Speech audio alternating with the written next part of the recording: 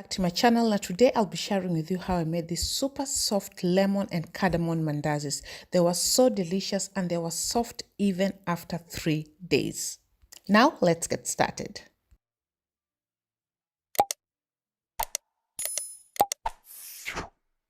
Now for my ingredients, I have 4 cups of flour, which is about 500 grams, 1 cup of milk, 1 tablespoon of yeast, a 1/4 cup of sugar, which is about 25 grams.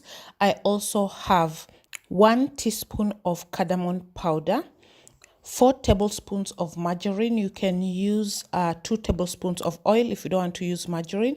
And I have oil for frying, and also I have my lemon zest, which was basically around 3 lemons that I've grated. Now we'll start by proofing our yeast. So I've added the cardamom and yeast into my milk and mix it all together.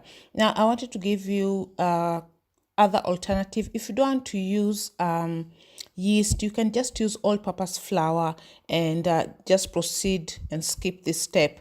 But I just wanted, there's a difference when you use yeast on your mandazis. They just have this nice rise to them, so that's why today I just wanted to use yeast, but you can use baking powder with all-purpose flour and just skip proofing your yeast. Now next I'm going to mix all the dry ingredients together. So that is the sugar, flour, and the lemon zest.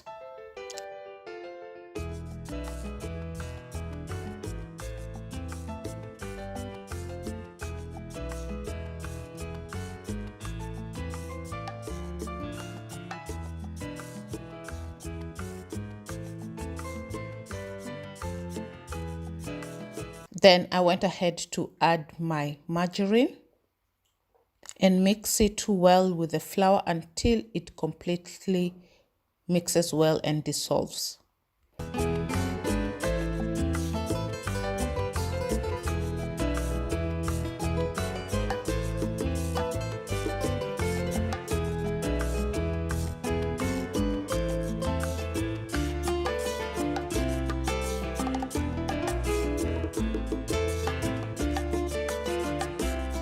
Once that is done, it's time to add the wet mixture into your dry ingredients. So just add it bits by bits as you mix.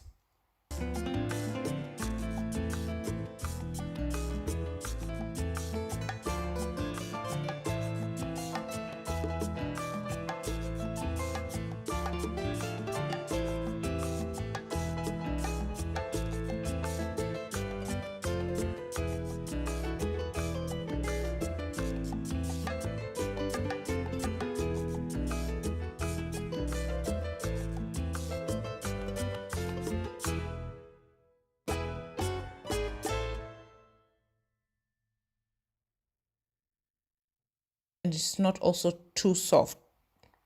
So you'll see the kind of dough that I'll be having at the end of this.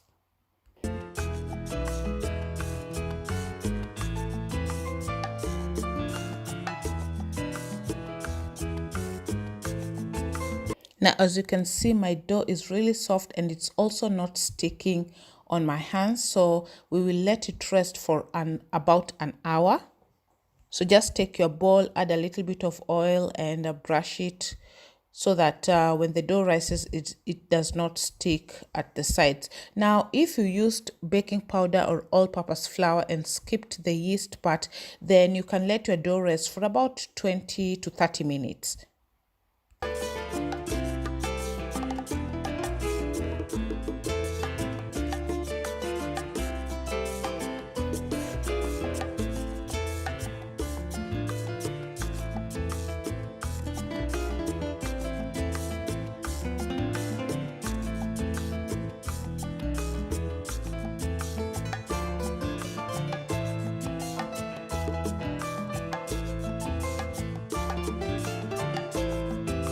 Now this is after an hour. My dough has risen.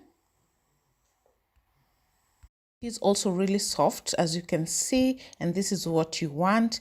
And now I'm just going to proceed to just knead it a little bit and roll it to cut into my desired shapes.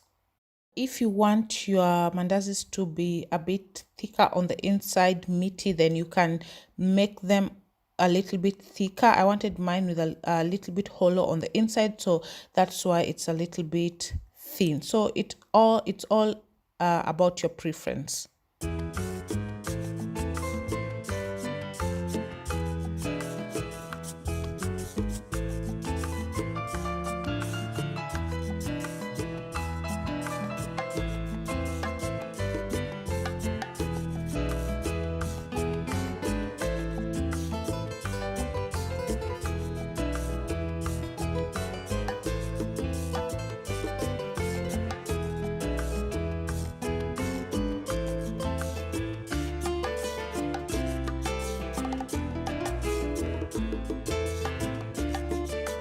Line your bowl with your paper towel just to soak any excess oil that will be coming from your mandazi.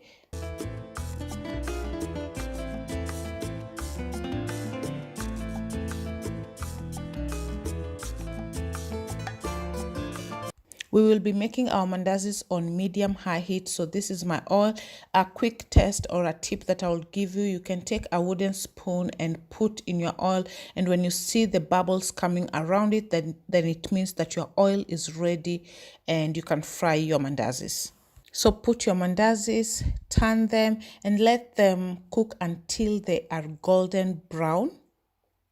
Make sure that your heat is not too high so that your mandazis don't burn.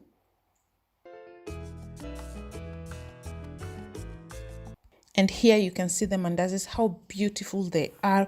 They were so soft. You can see even as I tear it apart, it tears so easily, and that hollowness on the inside is what I was looking for as well. So that's why I even decided to use some yeast, and it is super soft. It smells absolutely delicious, especially from the cardamom, which I would highly recommend that you be using in your mandazis. And I really hope you do try this recipe, and if you liked it, please give it a thumbs up, and of course subscribe to my channel if you haven't, and I will see you on my next one. Till next time, bye bye.